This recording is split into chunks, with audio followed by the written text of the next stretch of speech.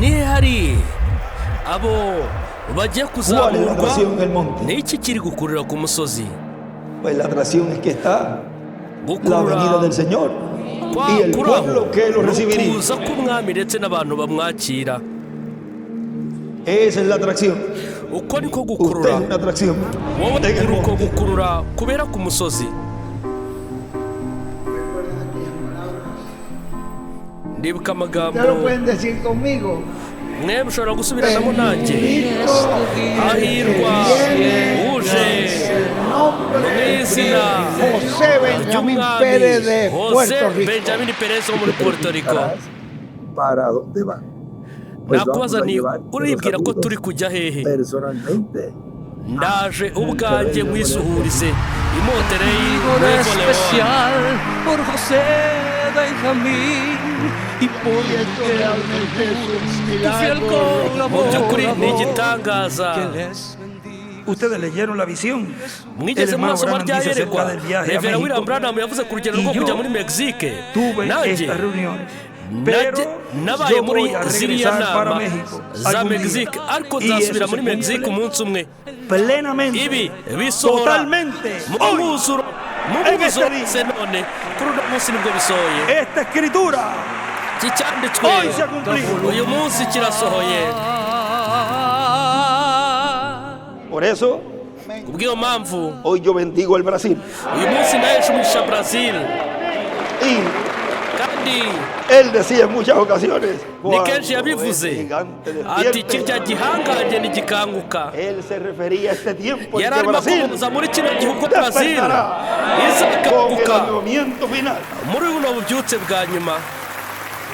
Estoy tan feliz de verlos, Ndanezerewe nejejwe no tan kubabona, gozoso, ndishimye que cyane algún día kuko umunsi no nos umwe vamos a separar.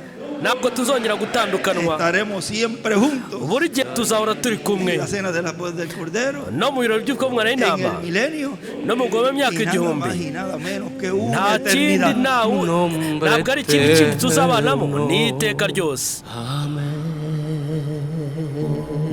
Y ahora yo soy como un nene chiquito Ubu nanjye meze que cada vez que nk'agahinja puedo uko brinco mbishoboye uko ariko donde kose está. ndasimbuka Y nkajya ahora hari puedo hacer esto. nkamuhobera nkagenza gutya. Estoy frente al cumplimiento. Así Quito, que Ecuador. sigamos. Nuko rero Terceras etapas. dukomeze tube muri acción. iki gihembwe cya gatatu kirimo Presionando gikorerwamo, las promesas.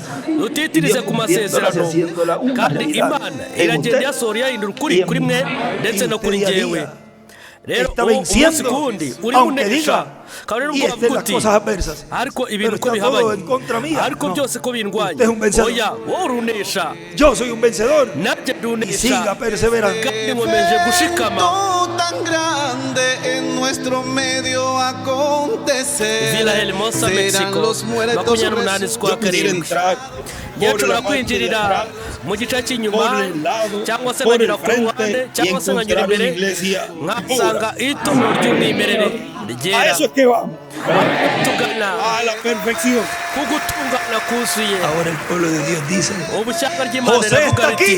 Jose ari hano con el pueblo de Dios, ari kumwe n'ishyanga ry'Imana recibiendo la fe de ririmo Rafa. kira kwizera ko kuzamurwa. Y al verlos seré Bogotá, Colombia, transformado. 18 z'ukwa munani. Pueblo colombiano, que Dios Banyacolombia tenga la bella Colombia, Imana sea parte ikazagira de ese glorioso reino Colombia milenial. nziza ikaba igice Entre kigize irangoma al y'ibyiza milenio y y'imyaka sea igihumbi un país ikinjira mu ngoma y'imyaka de igihumbi gran bendición kandi ikaba igihugu para el cy'imigisha reino myinshi de ku Dios, para bwami el reino bw'Imana ku del bwami Mesías. bwa Mesiya.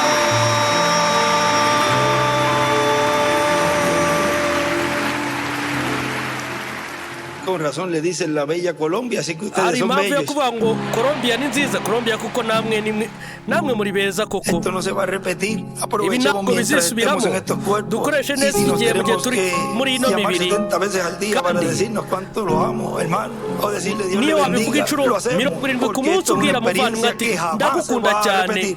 Imana iguha umugisha kuko nibyo turi kunyura mutazongera kunyura mu kundi. En el nombre del Señor.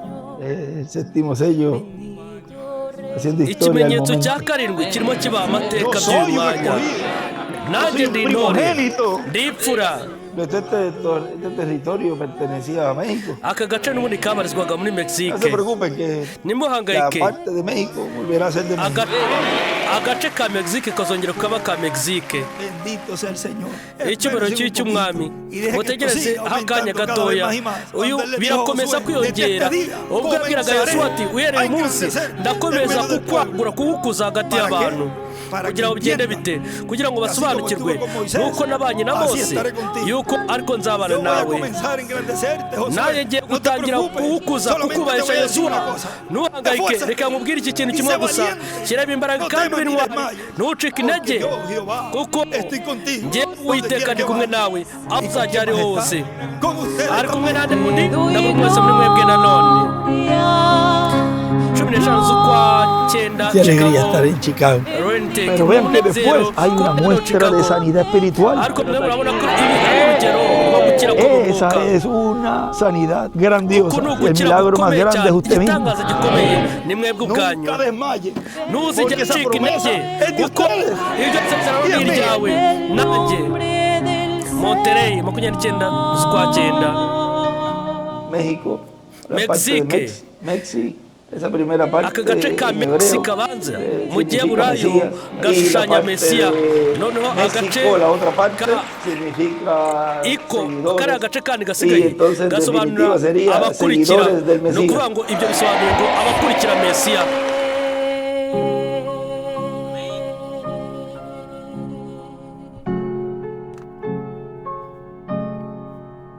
Mis ojos hoy han visto aquí amaso en San yanjye Juan uyu Chamora munsi yiboneye ibibera hano San Juan Chamora.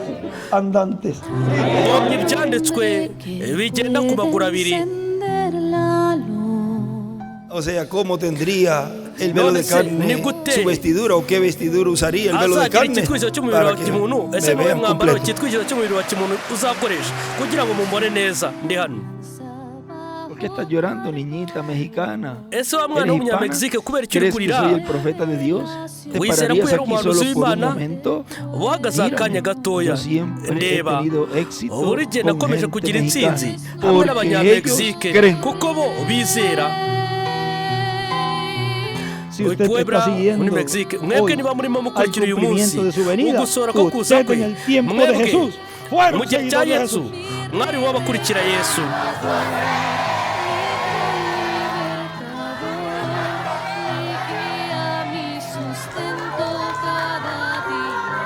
Guatemala ku itariki 13 z'ukwezi kwa cumi. La Guatemala eterna primavera.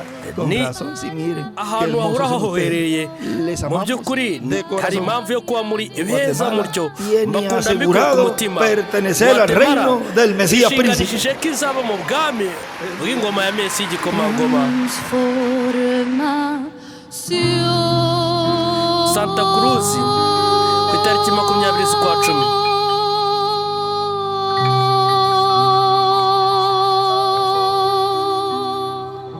Saben que hoy se Mwaba mubizi ko uyu cumplen munsi hashize 5 años imyaka de itanu esa primera actividad haba biriya allí en biterane la Gran Carpa by'ibanze Catedral. mwema Y Gran hoy le Carpa tocó Catedral. Uyu esa munsi bendición tan hatahiwe grande uyu mugisha al ukomeye pueblo utahiwe boliviano.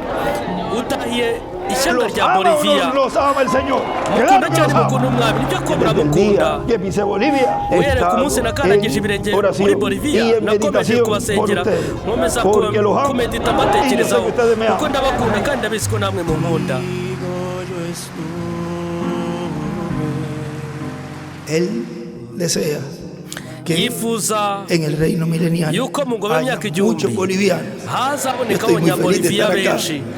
Nejejwe no kuba ndi Pero hano súper feliz ariko ndishimye cyane que ko Bolivia sea Llama Bolivia. libertada de toda cosa contraria, política, religiosa, toda enfermedad y toda cosa. Bolivia sea Bolivia delante de Dios un imbere ejemplo y'Imana ibe para el mundo. intangarugero ku isi yose. También predestinó Villa Elisa tariki 22 z'ukwa cumi. El estar aquí en esta ocasión esperando, aguardando We por la bendición de ari Dios. hano Eso es ategereje algo umugisha muy, pero que w'Imana. muy glorioso, Icyo muy ni ikintu grande cy'ubwiza para kandi Dios. ikintu gikomeye cyane ku Mana. Paraguay, el Paraguay corazón ni umutima suramericano, wa Amerika la y'Amajyepfo, capital de la cordialidad. y de la hospitalidad. O sea que ustedes wita ku se bantu las traen. ni ukuvuga ngo Y Dios los mwebwe bendiga grandemente Imana ibahe umugisha y los cyane recompense por esta labor kandi tan Imana hermosa que ibagoreye con kubw'uyu tanto murimo amor ukomeye cyane mukora lo urukundo sentimos. rwinshi No crean que desde que llegamos turabyumva kuva sentíamos ese tukihagera tucu-tucu. Pero si twumvaga ku estábamos llegando kantu al ka corazón. tukutuku bati kuko tugeze mu Con mutima razón. ibyo Esta ha ko sido hari hasta impamvu ahora y'ibyo la única ocasión que estamos a la Iki nicyo medianoche. gihe O kimwe sea kumbi que tugeze en saa este sita z'ijoro pueblo podemos nuko decir aba que bantu se dushobora kuvuga mostró lo que yuko él en su bagaragaje venida que viene como ladrón en yuko la mu noche kuza para kwe aje llevarse a su nk'umujura novia. nijoro kugira ngo ajyane En Paraguay. umugeni we muri Paraguay Lima muri Peru itariki 10 z'ukwa 11 Pueblo peruano. bantu nyaperu Ustedes son mwebwe bienaventurados muri abanyamahirwe porque están oyendo kuko y murimo están mwumva viendo murimo el munabona cumplimiento de la profecía. ugusohora k'ubuhanuzi Como dijera el apóstol Pablo, hoy vuelvo a decir. Yo tenía también muchos deseos de ver a ndetse nuestra nagize hermana Nelly icyifuzo Fuentes.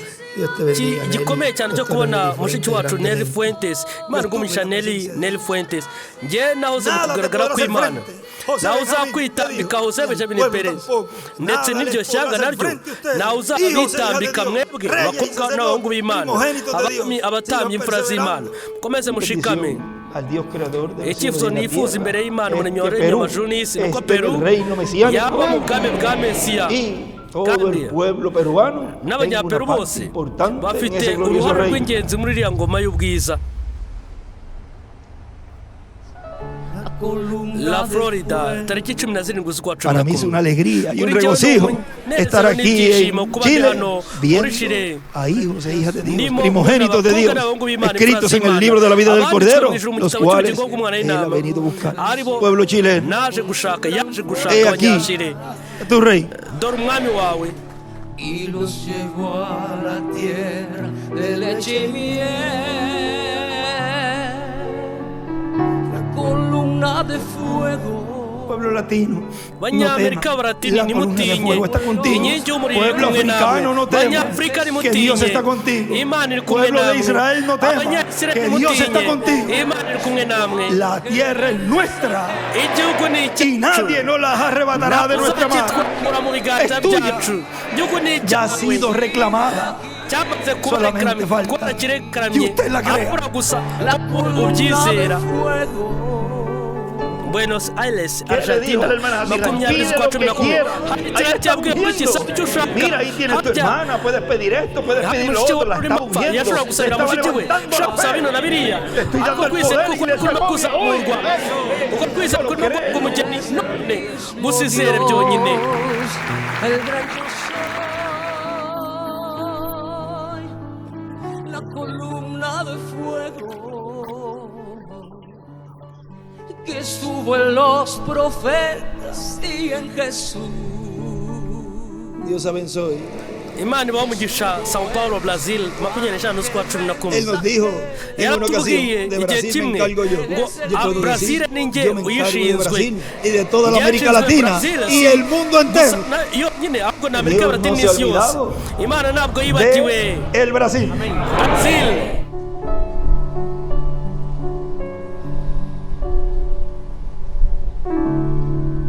Pueblo africano, Banyafurika pueblo amado de Dios y amado por mí también. Dios nunca olvidó Imana ntabwo yibagiwe Afurika Imana Ibahe Umu Yisha. Que en África hay muri un Afurika pueblo hari ishyanga con percepción rifite profética kwakira ibintu mu buryo bwa que gihanuzi hará. kandi iryo shyanga rapto. rizazamurwa ¿Dónde están ni ari esos africanos que harán el rapto? Afurika rizazamurwa Aquí está Dore hano un hari grupo de personas itsinda ry'abantu que harán el rapto.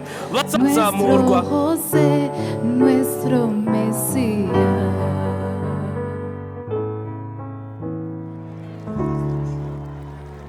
Es Moisés y Elías, poderosas alas, Él me va llevando a mi eterno hogar. Y usted podrá decir, pero una cosa tan washobora grande, kuvuga ati siendo ariko cumplido ikintu de una nk'iki forma tan gikomeye koko sencilla. imana ikagisora mu buryo bworoheje Así Nuko es como biri. Dios lo tenía en su niko programa. imana yabiteganyije muri gahunda yayo